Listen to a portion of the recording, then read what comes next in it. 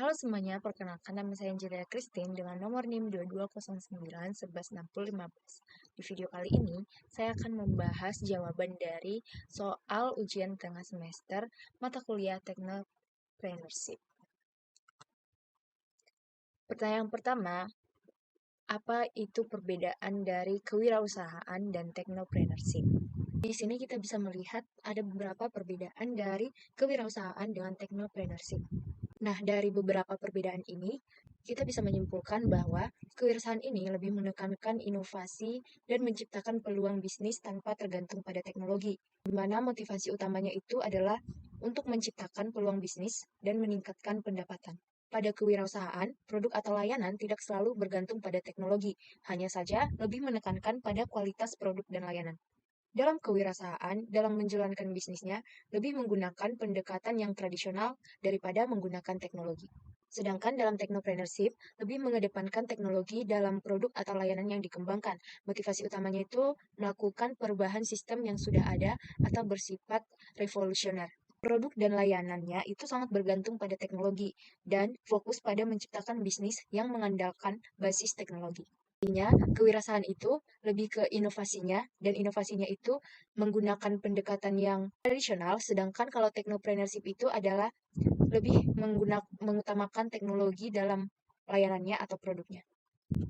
Selanjutnya, ke pertanyaan yang kedua, yaitu jelaskan model bisnis yang tepat dan manfaat dari menerapkan model bisnis. Model bisnis itu sendiri merupakan kerangka atau rencana yang menjelaskan bagaimana sebuah perusahaan akan menghasilkan pendapatan dan keuntungan. Pada sebuah bisnis, jika diterapkan model bisnis, maka manfaatnya itu akan sangat banyak.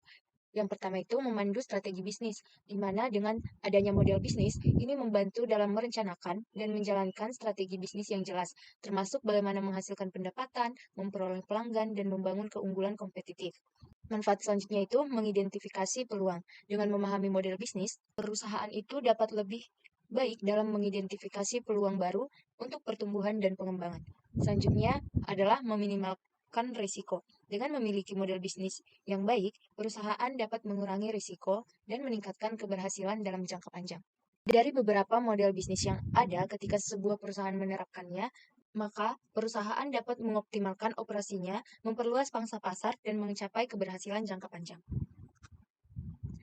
Lanjut ke pertanyaan ketiga, yaitu jelaskan keterkaitan antara peranan technopreneurship dalam era digital dan revolusi industri 4.0.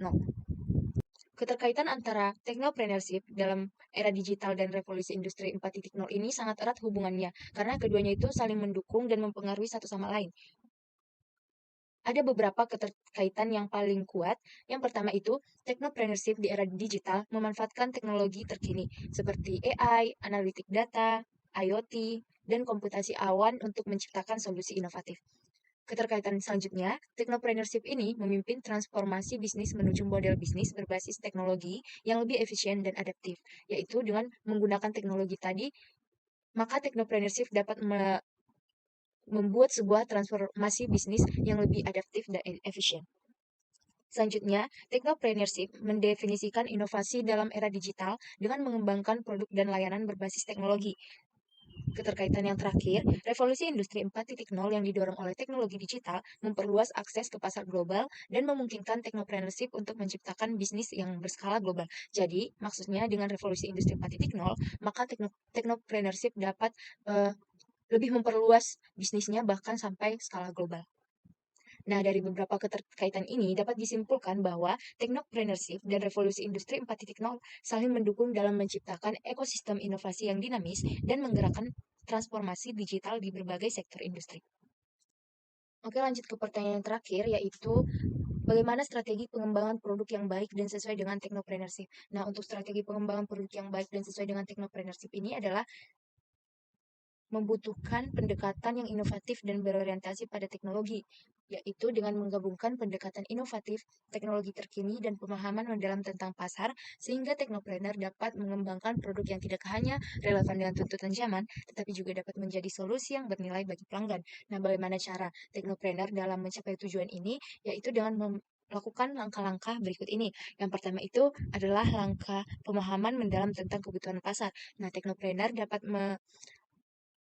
memahami terlebih dahulu apa yang dibutuhkan oleh konsumen, yaitu dengan melakukan riset pasar secara langsung. Kemudian fokus pada solusi teknologi. Dalam hal ini, dalam melakukan riset tadi, teknopreneur itu dapat melakukannya dengan menggunakan teknologi seperti AI tadi, IoT, atau teknologi yang sedang berkembang lainnya.